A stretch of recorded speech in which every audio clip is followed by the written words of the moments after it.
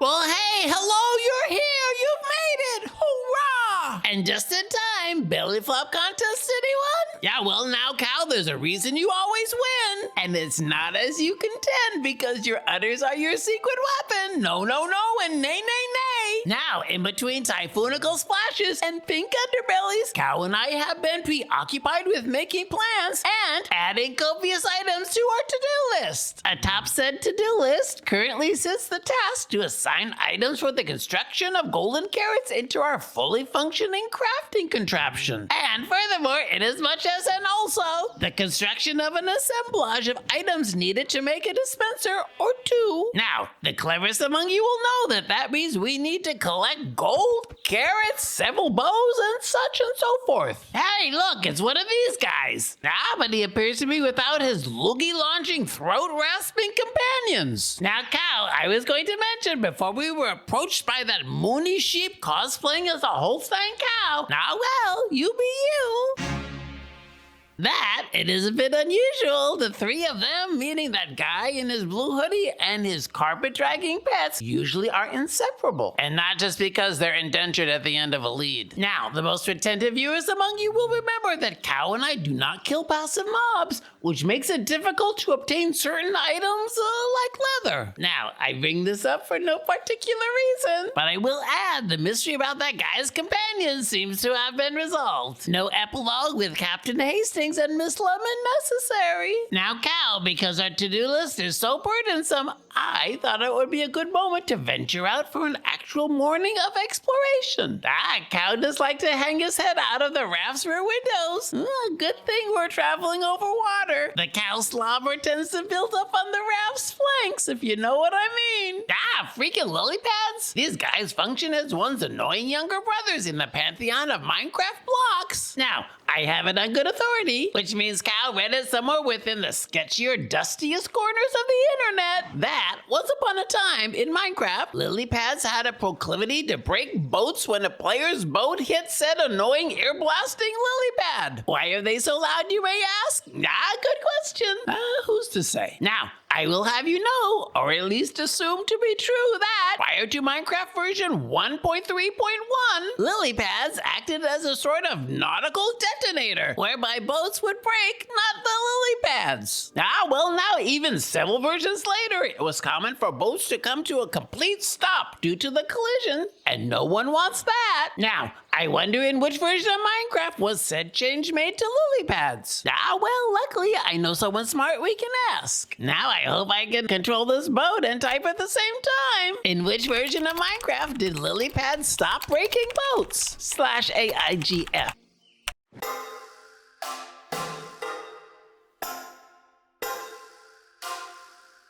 Minecraft version 1.3.1, which was released on May 24, 2012. That was long before my time. I was then just a glimmer in my father's eye. Now it seems like I'm always taking strays. Anywho, now the most observant viewers among you will have noticed that we passed a sort of mysterious tower. And look here, now there is another tower. We, and by that I mean Cow and I, have in the not so distant past also come across such towers. They are what is known as a semaphore tower, which houses an optical telegraph or a semaphore telegraph, or perchance the most widely used system was the shop telegraph, which was invented in France in 1792 by Claude Chop. It remained popular between the late 18th and the early 19th centuries. Chop used the term telegraph to describe the mechanism he had invented, which so happens to be the origin of our English word telegraph. Now, good to know. Now, it is my understanding that the way these worked was guys such as, and including Napoleon, had lines of relay towers with a semaphore rig at the top built in line of sight of each other. Each was somewhere between 5 and 20 miles away. That's 8 to 32 kilometers if you are in a digital-facing country. Decoder dudes at each tower would watch the neighboring tower through a telescope. And when the semaphore arms began to wildly wave around in a series of spasmodic gestures, spelling out a message, said dudes would pass the message on to the next tower. The aforementioned aforementioned Napoleon used such towers. He erected more than 500 to relay information regarding enemy troops. He was able to receive the messages much faster than the previous used method of a messenger on horseback. Yeah, well, now it's not exactly the internet before there was the internet. That's a little bit like comparing Ashley Simpson to Jessica Simpson. Just saying. Hey now, Cal, this is turning out to be quite an adventure, despite there being no mud yet. Now, the most reticent viewers among you will know that Cal is of the belief that a day out is not an adventure without the presence of copious pools of mud. Now, I have the suspicion that a savanna biome is not the place where mud naturally exists. Now this is Minecraft and stranger things have happened. I once had a dream that I saw a long-haired block of hair whose horns weren't screwed on in their proper position, who immediately mooed at Cow and I suddenly felt miselic and dizzy and faint all at the same time. And then I woke up at what seemed like hours and hours later with Cow standing on wet sponges and a pool of water under my feet, if you know what I mean. Hey Cow, now you are correct in not wanting to go near that trap consisting of lava under trapped sandbox. I suspect if you step on the wrong one and whammo, you are frying in hot lava like that B-52 song, whose name I cannot remember. The 80s. If you were there, it is said the proof is that you can't remember it. Cow, did you see that? I believe I caught a glimpse of one of your mooching relatives, always with a handout. Those guys. Now, I think it is best if we, and by that I mean you, were made unseen, since I know it's hard for you, and by that I do mean you, when faced with a totally implausible and obviously made up emergency, are always the first to lend a hand, and by that I mean a hoof. Well now, I am quite curious as to what is going on at the top of this hill. I see a semaphore tower at the summit, but underneath seems to be quite a compound. Now I will have you know, or at least imagine, that it is my understanding both the famous St. Sulpice Church and the Palais du Louvre house semaphore towers on their roofs. Yeah, well, Cow, as you know, not currently, I was referencing things which happened in the past. Now, it appears to me that there is let's call it a trend, whereby some people appear to have difficulty referencing the historical past and even their own actions in the recent past, or even a sentence or two prior. Yikes. Now, I would say, oh yes, and I am not referring to retrograde amnesia, dementia, Wernicke-Korsakoff syndrome, transient global dementia, or post-traumatic stress disorder. No, and nay. I would propose to you that this syndrome will appear randomly and even at random intervals in the same conversation or speech or testimony before Congress. In other situations, I would assume, where was I? Oh yes, that these conditions highlight how various factors, various factors, neurological, psychological, or physical, could impair one's ability to reference past experiences. But in the case I am referring to, if I remember, I would say, hubris. Now, Cow, I am quite curious what is going on in this Inselberg. Now, this term may not be familiar to our loyalist of viewers, and that means both of you, since we have not used it within spine-tingling episodes prior to this very spine-tingling episode. An Inselberg is an isolated rock hill, knob, or small mountain that rises abruptly from a gently sloping or virtually level surrounding plain. Hey, Cow, what do you think about us spending the night here? This looks like quite a nice...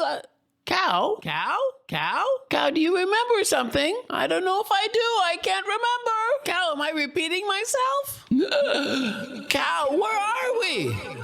This looks like, oh, no. Why do I feel like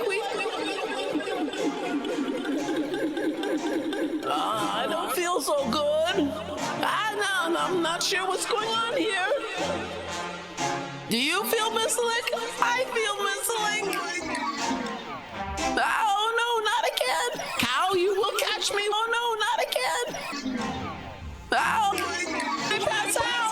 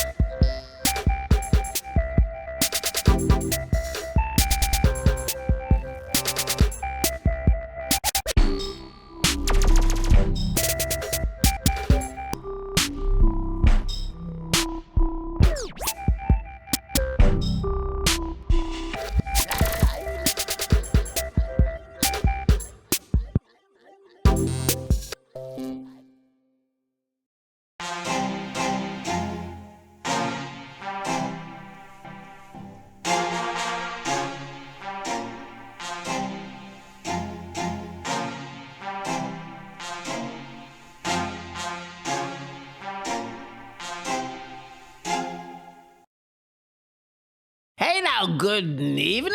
Yeah, well, usually. I know usuality is overrated. This is a place in one of our spine-tingling episodes where I say something like, well, precisely, well, hey, good morning. Do you ever have dreams you can't remember? I have them all the time. I don't know why that is. Even when I was young, I don't remember my dreams. But not this time. Cow, I don't think this is the best moment for a belly flop contest. There he goes anyways. Now, Cow, I don't think in the history of belly flop contests there ever has been a foul ball. No pun intended. I hope you're okay though. That looked a bit hard on the hooves. Well, some lovely hearts. Right back at you, my friend. Now, even though we had a fine adventure today, I believe we didn't manage to knock anything off our gargantuan to-do list. Well, tomorrow is another day. Now, with that being said, and due to Cow's bone-chilling separation anxiety, sadly, it's time for us to say our goodbyes. Goodbye, so long. Hasta la vista, baby. Inagata da vida. Totsins. Totso.